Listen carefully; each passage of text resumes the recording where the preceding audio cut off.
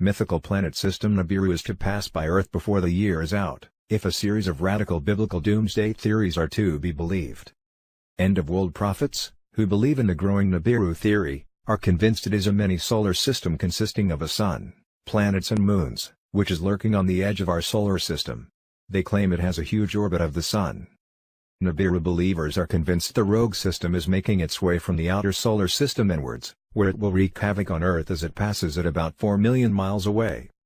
They say the planet will cause the poles to switch, sparking great earthquakes and volcanic eruptions, which threaten billions of lives. Believers now claim it will be on an approach path with the Earth between November 20th and December 20th. However, there are claims it will not wipe out all life on Earth and humanity will be able to survive.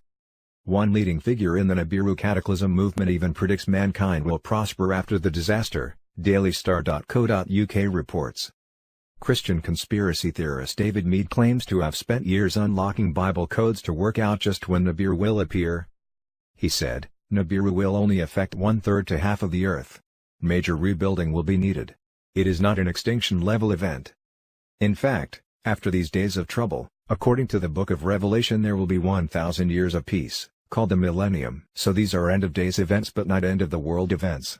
There will supposedly be 7 years of tribulation before humanity can advance, he claims. The period mentioned in the Bible warns of famines, natural disasters and apocalyptic wars.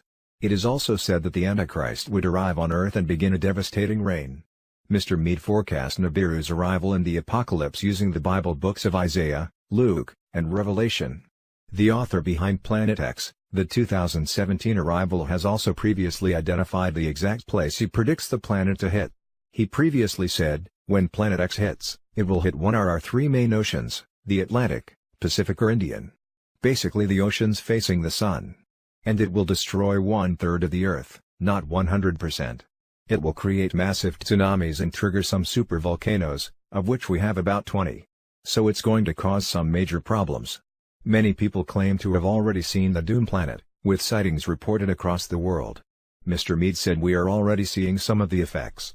He believes the gravitational pull of Nibiru is causing huge solar flares on the sun and a raft of earthquakes. However, it is some consolation that Mr. Meade predicted Nibiru would become visible in the skies from September 23rd. He then said it would pass us in October.